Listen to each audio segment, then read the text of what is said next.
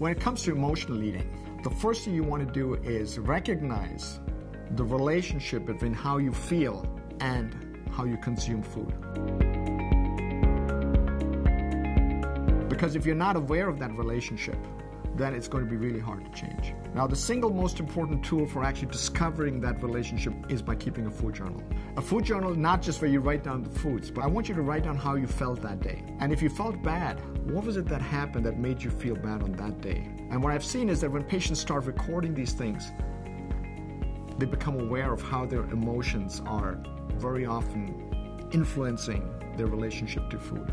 And that's the start of the change. If you're using food as a coping strategy, well, we're going to have to find better ways for you to cope. Very often, that's where physical activity is probably the best solution. Because here's what physical activity does for people.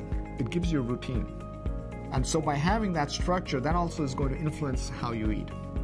But when it comes to emotional eating, what's more important is what physical activity actually does for how you feel. It gets rid of stress.